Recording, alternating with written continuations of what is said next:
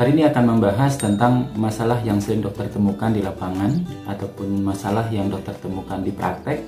Seperti tadi malam, ada yang dokter dapatkan bapak ibu yang tensinya 200 tapi nggak minum obat.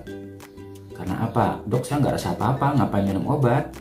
Kemudian ada lagi yang sebelumnya, gulanya 400, terus nggak minum obat juga.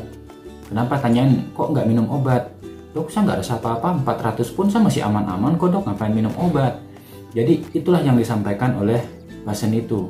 Nah, masalahnya saya tadi tanyain tadi malam, bapak darah tinggi udah berapa lama? Wah, udah lama dok, sudah hampir 5 tahun.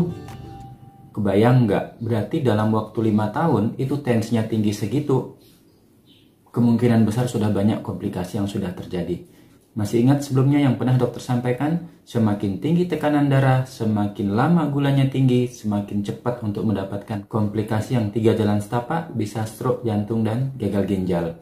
Kalau cuma komplikasi misalnya contoh gula ya, komplikasi ke mata yang istilahnya retinopati, itu mata akan kabur. Tapi kalau misalnya komplikasi itu ke saraf, misalnya saraf pusat, ya tentu akan gejala stroke. Tapi kalau cuma ke perifer, biasanya ya cuma kram-kram, kesemutan, seperti disiram rica, ada istilahnya neuropati. Itu adalah komplikasi yang ringan terhadap penyakit gula tadi. Jadi baik gula yang tinggi maupun darah yang tinggi, itu membuat komplikasi berupa neuropati dan retinopati. Itu merupakan komplikasi yang sering terjadi. Nah, biar kasus itu tidak berulang, jadi sudah lama nggak minum obat yang berakhir pada komplikasi yang berat, maka simak video ini sampai habis. Oke, kita masuk ke pembahasan yang lebih dalam. Dokter sering membahas dalam topik gula dan darah tinggi itu digabungkan, yaitu karena komplikasi yang ditimbulkan atau organ target yang ditimbulkan itu hampir sama. Kemudian prinsip penanganannya pun mirip-mirip lah. Jadi untuk mengendalikan gula maupun tekanan darah terkendali dalam batas normal atau sesuai dengan yang ditargetkan. Nah, jadi di lapangan dokter sering menemukan yang dokter sampaikan tadi, makanya Bapak Ibu nanti yang punya darah tinggi jangan pernah menunggu rasa baru berobat. Kalau Bapak Ibu menunggu rasa baru berobat, itu namanya terlambat. Ya, begitu juga ada yang punya papa mama atau ayah ibu, ayah bunda, kalau punya darah tinggi atau gula, jangan biarkan mereka untuk menunggu rasa baru berobat. Karena apa? Kalau misalnya menunggu rasa, itu dipastikan sudah terlambat. Contoh misalnya kram-kram dan kesemutan pada tangan kaki, misalnya separuh badan, atau mengalami kelemahan atau sampai kelumpuhan yang terjadi separuh badannya, itu adalah tanda stroke. Kemudian kalau sampai menunggu rasa nyeri dada, seperti ditekan benda berat, sesak nafas, keringat dingin, itu adalah tanda serangan jantung. Kemudian kalau nanti muncul gejala pucat, letih, lemah, lesu, muntah-muntah, mulai bicara ngelantur, enggak nyambung, jangan-jangan itu sudah gagal ginjal. Nah, jadi kalau menunggu rasa, itu artinya kalau sudah kena stroke, ada gejala, baru minum obat. Jadi udah mau nunggu stroke dulu baru minum obat, itulah namanya terlambat. Tapi kebanyakan dan sebagian besar orang seperti itu. Di saat belum ada gejala, disuruh minum obat, wah aneh-aneh. Jadi nggak ada yang mau. Kadang-kadang malah ngegas, nadanya tinggi. Saya kan nggak rasa apa-apa, ngapain minum obat? Nanti ginjal saya rusak. Justru kebalik. Justru tensi yang tinggi itulah, gula yang tinggi itulah yang membuat otak, jantung, dan ginjal rusak.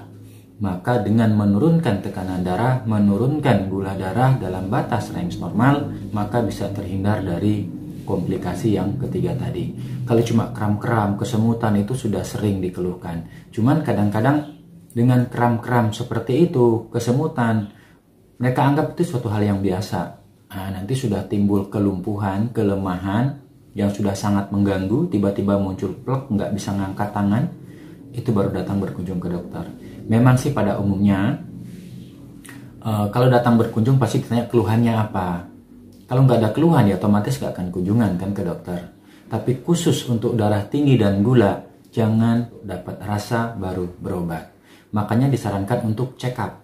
Minimal sebulan sekali lah ukur tekanan darah, kemudian periksa lab minimal gula. Itu kan sekarang pemeriksaan gula darah sudah banyak. Hampir semua perawat, bidan, bahkan dokter itu semua sudah punya. Jadi mudah untuk mendeteksi.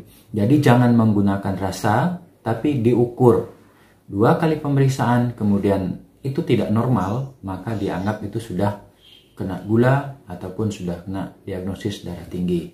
Begitu sudah dibilang tegak diagnosis darah tinggi, maka segera minum obat rutin dan teratur. Minum obat pun ada aturannya, dalam arti tidak hanya sekedar minum obat, pastikan tetap terkendali dalam batas target yang ditargetkan.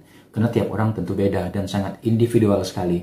Jadi itulah kenapa harus berkunjung ke tenaga kesehatan, misalnya ke dokter, untuk memastikan si A ini berapa targetnya, si B berapa targetnya, dan itu sudah ketemu, pertahankan.